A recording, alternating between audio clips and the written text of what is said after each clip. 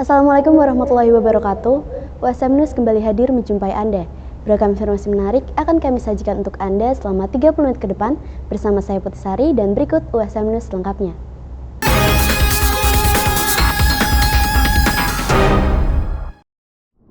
Gelar budaya sekaligus Expo KKN PPM 24 USM meramaikan pelayanan akhir pekan. Kegiatan ini sukses menarik perhatian masyarakat yang tengah berakhir pekan. Berikut liputan selengkapnya. Gelar budaya sekaligus Expo KKN PPM USM 24 usai digelar dengan meriah. Acara yang digelar di 5 kecamatan itu turut dimeriahkan dengan berbagai penampilan seni. Berbagai UMKM dari kelurahan juga menjadi daya tarik tersendiri. Berbarengan dengan pelayanan terpadu akhir pekan dan malam hari membuat rangkaian Expo menjadi daya tarik masyarakat dalam berakhir pekan. Camat Semarang Barat Eli Asmara mengapresiasi penuh para mahasiswa KKN yang telah berkontribusi di wilayahnya. Luar biasa karena ini benar-benar wujud untuk kebudayaan. Dari pameran bisa dinikmati masyarakat, kemudian juga ada pertumbuhan perekonomian, ada pusat PKL di sini dibuat seperti Jazera dan mudah-mudahan bisa menambah omset bagi mereka. Jadi KKN mahasiswa USM ini bisa dirasakan langsung manfaatnya untuk masyarakat. Semoga ini bisa memberikan satu pengalaman mereka dan jadi cerita ya.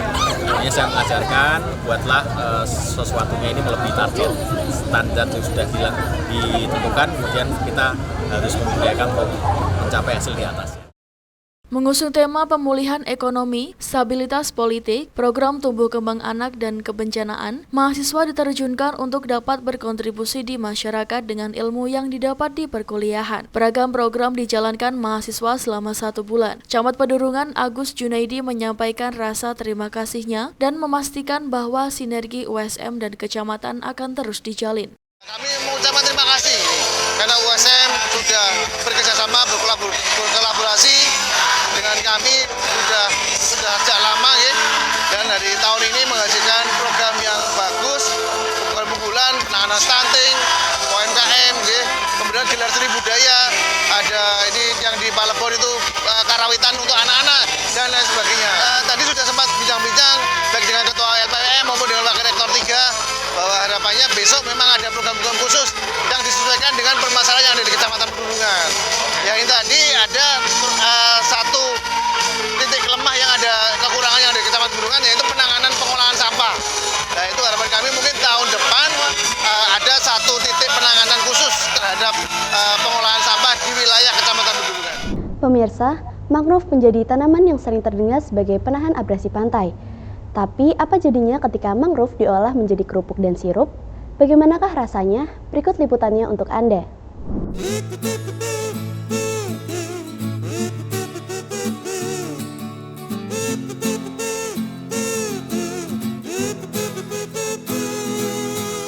Baik pemirsa USM TV, kali ini masih dari lokasi KKN. Kita bakal jalan-jalan explore tentang UMKM yang ada di sini. Nah, ini di belakang Pandu ini ada apa ya?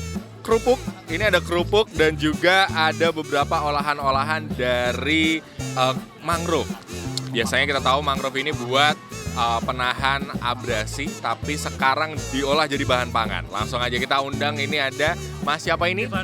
Devano Mas. Oke, Mas Devano. Oke, Mas Devano, sebenarnya ini dari Timbul Sloko sendiri. Ini ada apa aja sih? Baik, dari UMKM yang kami bawa, dari Timbul Sloko sendiri kami membawa ada keripik mangrove, kerupuk mangrove, ada kopi mangrove juga, sama ada sirup mangrove. Semua berbahan dasar dari mangrove. Oke, semua berbahan dasar dari mangrove. Sebenarnya rasanya kayak gimana, Mas? Kalau misalnya biasanya kan daun itu kan digunakan atau pohonnya itu digunakan buat penahan abrasi pantai. Tapi sekarang dimakan, kayak gimana nih? Jadi kalau sirupnya sendiri ya Mas, sirupnya sendiri kan dari buahnya mangrove. Nah, buah mangrove ini terkesan lebih asam. Jadi ada ciri khas rasa asamnya sendiri dari sirup mangrove-nya. Sedangkan kalau dari keripiknya itu mungkin ada sedikit pahit tapi terkesan gurih. Jadi ada sedikit pahit-pahitnya tapi masih gurih Mas. Itu daripada daun mangrove-nya. Nah, untuk produk-produk kayak gini buat pemirsa yang mau beli sebenarnya bisa dibeli di mana sih?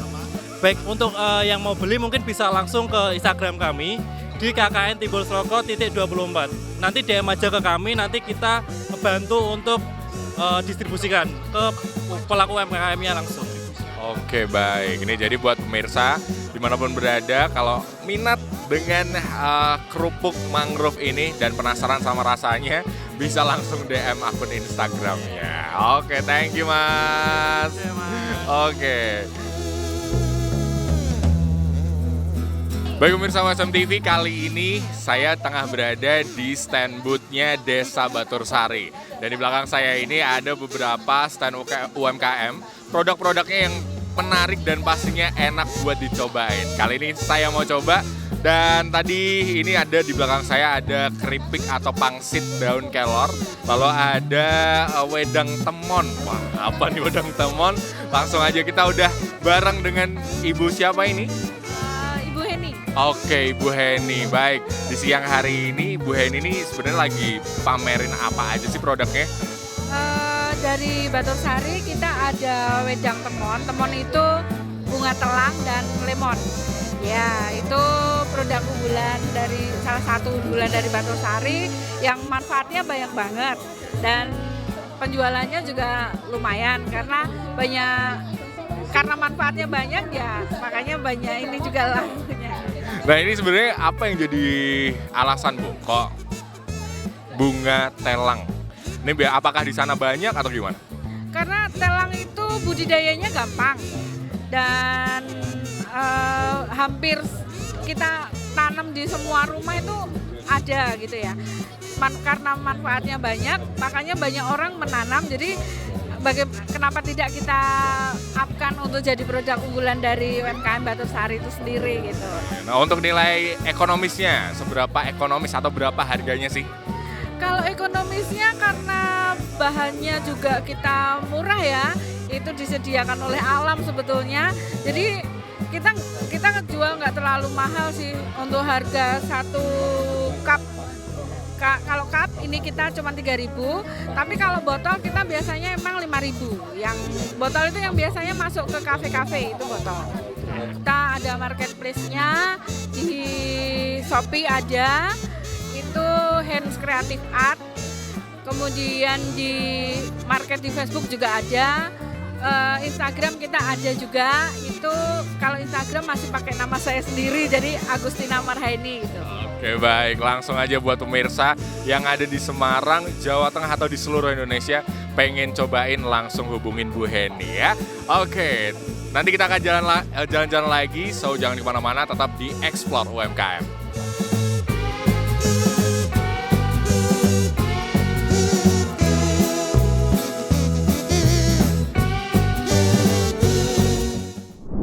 Sukses meraih akreditasi baik sekali menjadi bentuk komitmen Magister Hukum Universitas Semarang dalam meningkatkan mutu. Program studi Magister Hukum Universitas Semarang meraih akreditasi baik sekali. Capaian hasil itu tertuang dalam sertifikat akreditasi yang ditandatangani Direktur Dewan Eksekutif BAN PT. Hal itu diungkapkan Ketua Prodi Magister Hukum USM, Dr. Haji Kuku Sudarmanto BA Esos SHMM MH dalam syukuran di Pantai Tirang, Semarang Barat Rabu lalu. Ia menyatakan bahwa capaian ini adalah hal yang patut disyukuri karena akan mempermudah bagi ASN atau PNS, Polri, TNI akan lebih diakui ijazahnya untuk penyesuaian pangkat dan jabatannya. Kami tentu patut bersyukur ya, bahwa program studi S2 Magister Hukum Universitas Semarang ini akreditasinya naik. Yang dulu hanya baik menjadi baik sekali. Ini sungguh luar biasa karena yang memberi nilai adalah pemerintah, Kementerian Pendidikan, ya, dengan tim yang cukup komprehensif sehingga USM ini makin diakui oleh kementerian dan juga masyarakat, sehingga hal ini tentu akan membawa dampak yang positif khususnya bagi prodi S2 Magister Hukum USM, karena dengan predikat baik sekali maka para lulusan ini bisa langsung berkompetisi di dunia pemerintahan khususnya. Ketika ASN atau para TNI Polri yang kuliah ini akan lebih mantap, lebih diakui karena memang akreditasinya sudah baik sekali. Dalam acara tersebut turut dihadiri Rektor USM Dr. Supari STMT, anggota pembina Yayasan Insinyur Suharsoyo IPU, juga dosen serta tenaga pendidik pasca sarjana USM. Dr. Supari dalam sambutannya merasa bangga dan bersyukur Prodi Magister Hukum bisa mencapai akreditasi baik sekali. Senada dengan capaian hasil ini, Direktur Pasca Sarjana USM Dr. Indarto SEMSI menegaskan bahwa pihaknya akan terus meningkatkan mutu di tiap program studi yang ada di Pasca Sarjana USM. Sertifikasi ISO menjadi target terdekat yang akan dijalani. Ya pasti kualitas menjadi harga mati ya, sesuatu yang nggak bisa ditawar. Untuk prodi yang lain, Magister Manajemen akreditasinya sudah baik sekali. Magister Psikologi ini juga sedang mengajukan reakreditasi untuk bisa minimal baik sekali. Kemudian ke depan harapannya seperti Magister Manajemen yang sudah baik sekali ini bisa meningkat menjadi unggul. Demikian juga harapan kami nanti untuk Magister Hukum ke depan juga bisa meningkat menjadi unggul. Nah, saat ini di samping akreditasi BAN PT maupun melalui Lamemba, kita juga ini dalam proses untuk sertifikasi ISO untuk prodi-prodi yang ada di pasca sarjana. Ujaran kebencian menjadi fenomena yang kerap kali beredar di media sosial. Melalui penelitian disertasi yang juga mengantarkan dirinya meraih gelar doktor, Dr. Ari Muzakir menawarkan solusi yang dapat membantu untuk mengenali berbagai macam ujaran kebencian. Penelitian disertasi dengan judul Klasifikasi Teks Ujaran Kebencian berbahasa Indonesia menggunakan Fusion of Semantic Enrichment and Convolution Neural Network atau FUSE-CNN berhasil membawa dosen teknik informatika Universitas Bina Dharma Palembang, Dr. Ari Muzakir MCS meraih gelar doktor di program studi Doktor Sistem Informasi Universitas Diponegoro. Di tengah era keterbukaan informasi, memungkinkan masyarakat untuk mengakses media sosial dan merespons sebuah konten dengan berbagai jenis tanggapan. Melalui penelitian ini, diharapkan dapat membantu untuk mengenali berbagai macam ujaran kebencian yang berlalu lalang di sosial media. Pertama-tama tentunya alhamdulillahirrahmanirrahim kita panjatkan bersyukur kepada Allah Subhanahu wa taala atas ridho dan izinnya Dr. Ari Muzakir menjadi doktor ke-8 dari program Doktor Sistem Informasi program Pasca Sarjana Universitas Diponegoro. Dan topik penelitiannya sangat baik karena beliau di situ mencoba untuk bagaimana ujaran kebencian itu bisa dideteksi lewat IT gitu ya. Dan semoga ini nanti bisa dikembangkan dan menjadi sesuatu hal yang nantinya bisa menjadi bermanfaat buat masyarakat. Dan tadi juga sudah kami lakukan suatu bentuk artinya bahwa beliau kebetulan adalah dosen di Universitas Bina Dharma di Palembang. Kami juga setuju untuk melakukan PKS kerjasama karena bagi kami yang maju adalah harusnya seluruh Indonesia ya untuk bisa seperti medali perunggu oleh Georgia Mariska Tunjung di Olimpiade Paris 2024. Jadi artinya bahwa kekuatan SDM menjadi salah satu yang harus kita lakukan, baik di olahraga, baik di pendidikan, ataupun di sektor-sektor lain. Yeah. Perkembangan teknologi digital telah mempermudah produksi dan penyebaran konten ujaran kebencian dengan biaya rendah, waktu nyata, dan terdistribusi secara anonimitas. Identifikasi kalimat menggunakan pola kalimat dapat menjadi strategi efektif untuk mengenali ujaran kebencian yang tersebar di media sosial X atau Twitter dalam bentuk teks singkat. Terima kasih. Jadi Dr. Ari Muzakir ini lulusan ke-8 di program Doktor Sistem Informasi Universitas Diponegoro. Tentunya kami dari Prodi atau wakil saya sebagai Prodi sangat bangga sekali dengan Dr. Ari Muzakir yang sedang mengembangkan tentang hate speech atau bahkan sekarang isu tentang hoax dan sebagainya cukup masif ya. Mudah-mudahan dari penelitian beliau dapat diterapkan pada sesuatu yang agak real tentunya, karena sekarang di negara kita tentunya hampir semua ini untuk dunia digital menghadapi masalah itu seperti ransomware dan sebagainya. Dan mudah-mudahan dari penelitian-penelitian Dr. Ari Muzakir dan juga yang lain di DSI ada pengembangan ke arah sana dan menjadi sesuatu yang mungkin monumental untuk penelitian tentang hate speech itu. Saya kira itu dari kami Prodi. Bertindak sebagai promotor Profesor Kusworo Adi dan ko-promotor Dr. Retno Kusumaningrum. Saya kira itu riset yang sangat baik sekali karena akhir-akhir ini kan banyak ujaran kebencian, terutama menjelang pilkada dan lain-lain. Nah ini tentunya akan sangat membantu dalam memfilter ujaran kebencian yang terjadi di masyarakat.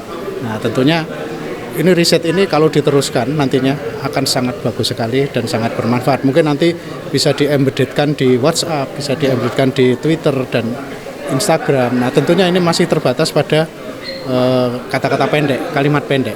Nah, mungkin kedepannya akan dikembangkan lagi dengan metode yang lebih bagus lagi. Tadi juga bahasa Indonesia, mungkin bahasa Jawa tadi mungkin. Nah, iya itu kearifan lokal perlu Saya kira seperti itu.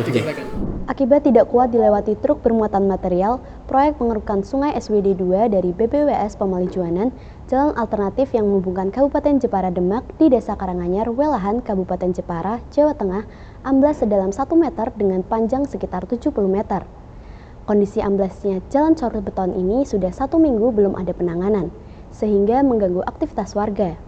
Beginilah kondisi jalan alternatif di Desa Karanganyar, Kecamatan Welahan, Jepara, Jawa Tengah, yang amblas karena tidak kuat menahan beban kendaraan yang memuat material tanah dari proyek pengerukan sungai SWD 2 oleh pihak BPWS Pemali Juana. Menurut Kepala Desa Karanganyar, Zainal Abidin, mengatakan amblasnya jalan ini karena jalan tidak kuat dilewati kendaraan truk bermuatan tanah secara terus-menerus saat ada proyek normalisasi sungai SWD 2. Untuk saat ini jalan mengalami ambles sedalam 1 meter, dengan panjang 70 meter masih ditutup total tidak bisa dilewati. Selain membuat jalan ambles juga merusak jaringan pipa PDAM di lokasi tersebut pada pecah. Untuk penanganan amblesnya jalan tersebut, pihaknya sudah melakukan audiensi dengan pihak terkait. Disepakati bahwa pihak BPWS akan bertanggung jawab untuk memperbaiki jalan yang amblas. Ia berharap pihak BPWS segera memperbaiki jalan tersebut agar penurunan tanah tidak melebar ke rumah warga. Selain itu, rusaknya jalan tersebut yang menjadi jalur alternatif Jepara Demak juga mengganggu akses perekonomian.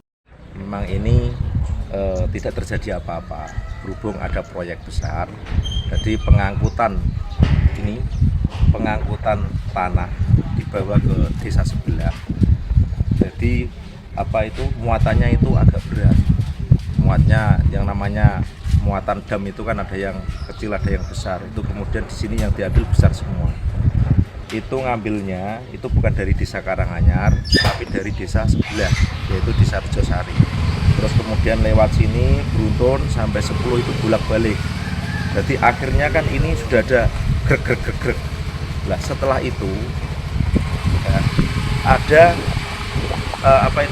bego lewat pakai mobil dari bego itu ditarik lewat sini, itu warga merasa malam-malam grek. Kemudian ada salah satu dari rabat beton ini ada besinya ada yang putus. Terus kemudian dibiarkan. Setelah itu saya laporkan. Terus ada respon di sini. Tapi dari BPWS pun, ini kan program BPWS dari proyek besar lah dari BPWS, itu tidak memberhentikan tapi masih berlanjut, sehingga lama-kelamaan terjadilah ambles yang saya laporkan itu paginya itu sekitar 15-20 cm. Tapi sekarang setelah audiensi tanggal 30 hari Selasa, kemudian ya ini sebelum seperti ini, kemarin hanya setengah meter, ini tambah lebih parah lagi. Sampai pam kemarin itu sampai pecah, yang itu pecah, yang burat ini banjir. Kemudian ini ditempel sana pecah lagi, pecah tengah-tengah, pecah lagi lah, ini kelem. Dan terjadilah ambles. Masalah kondisi lemah saya juga tidak tahu. Saya sudah melaporkan dari PAM sudah, dari tim BPWS sudah. Ini masih baru merencanakan. Kemarin katanya hari Senin ini ada alat berat ke sini, tapi sampai sekarang tidak ada masuk. Ya mudah-mudahan walaupun nanti sore masuk, saya juga alhamdulillah gitu. Yang penting ini ditangani, karena takut kalau tidak ditangani hari ini, kemungkinan rumah warga juga akan terdampak. Kemungkinan bisa ambruk. Saya ya mudah-mudahan cepat diselesaikan. Karena kalau lama perekonomian akan lumpuh. Karena ini salah satu jalur alternatif Jepara Demak. Hingga saat ini kondisi jalan masih ditutup total dan dipalang menggunakan bambu agar tidak dilewati oleh warga. Akibatnya akses masyarakat dari Desa Karanganyar menuju Desa Ujung Pandan maupun sebaliknya menjadi terganggu. Dari Jepara, Eni Ayu Lestari melaporkan untuk USM TV. Video berdurasi 1 menit diduga penangkapan seorang pengedar narkotika jenis sabu di Blora, Jawa Tengah viral di media sosial. Detik-detik penangkapan itu tampak terjadi pada siang hari di tepi Jalan Raya Cepu dan terekam kamera warga.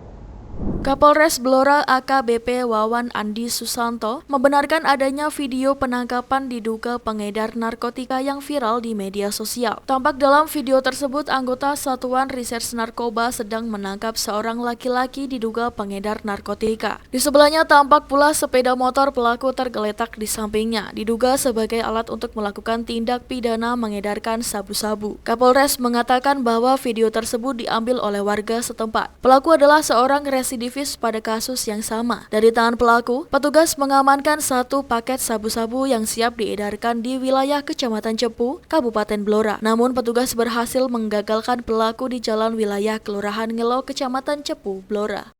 Jadi terkait video yang beredar saat ini yaitu itu di mana proses penangkapan pelaku yang diduga sebagai pengedar narkotika jenis sabu di wilayah Kecamatan Cepu, Kabupaten Blora, yang kemarin pada tanggal 31 Juli 2024 sekira pukul jam 1 siang di pinggir jalan Sorogo, Ngareng, Kelurahan Ngelo, Kecamatan Cepu, Kabupaten Blora, bahwa benar itu adalah anggota dari Satres Narkoba Polres Blora yang sedang melakukan penangkapan terhadap pelaku berinisial S alias R. Dari pelaku diamankan 1 paket narkotika jenis sabu. Selain itu juga kami amankan BB berupa 1 unit handphone dan 1 unit kendaraan bermotor. Bisa kami jelaskan bahwa S atau R ini adalah merupakan residivis kasus yang sama di tahun 2017. Hingga sampai saat ini terduga pelaku masih dalam proses pemeriksaan untuk kami kembangkan, untuk kami lidik lagi nanti mungkin dapatkan petunjuk-petunjuk yang lain terkait dengan peredaran narkotika jenis sabu di wilayah Kabupaten Blora. Untuk yang diamankan berapa tersangka dan? 1 ini. BB-nya berapa? BB-nya 1 paket kurang lebih 0,4 gram. Itu mau diedarkan kemana kan? Sementara kalau dari hasil keterangan mau diedarkan di wilayah Cepu.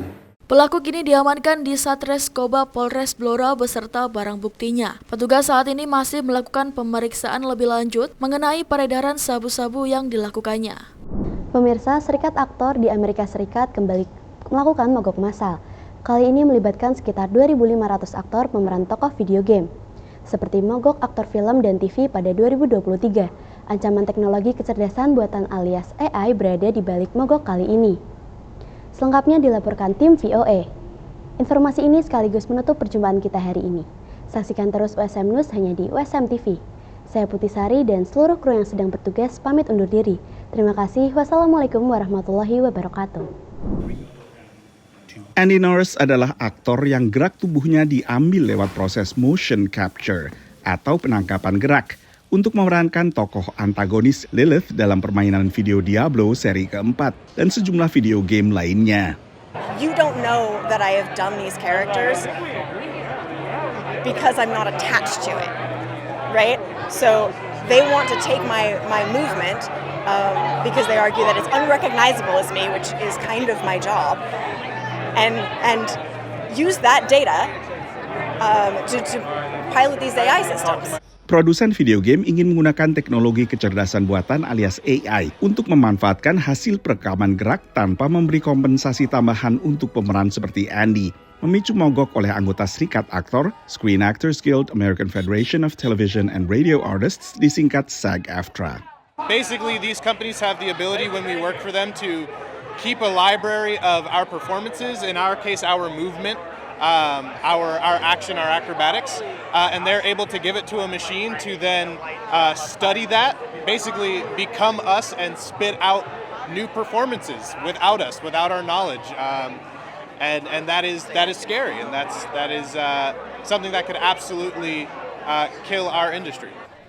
Para aktor mendesak perlindungan terhadap ancaman AI terhadap mata pencarian mereka dari produsen-produsen video game utama termasuk Activision, Electronic Arts, dan Take-Two Productions. Pihak produsen lebih terbuka untuk memberi kompensasi untuk aktor pengisi suara video game, tapi tidak untuk aktor motion capture. They have been willing to bargain some VO protections, but they do not want to cover movement. And by putting that in writing, they are admitting that we are not as important to these games as our VO brother and sisters. Ancaman AI sebelumnya juga memicu mogok SAG-AFTRA yang melumpuhkan Hollywood selama hampir 4 bulan pada 2023. Selain mogok penulis naskah yang terjadi hampir bersamaan.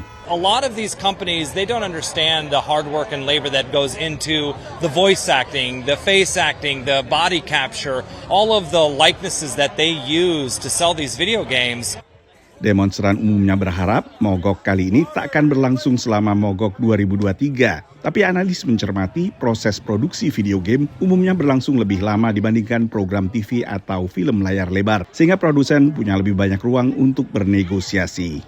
Para aktor yang mogok juga merespons positif digulirkannya sebuah perundangan di Kongres Amerika Serikat bernama No Fakes Act yang akan melarang pemanfaatan AI untuk memanipulasi suara, wajah, dan gerak-gerik seseorang tanpa izin mereka. Dari Washington DC, saya Nova Purwadi dan tim VOA.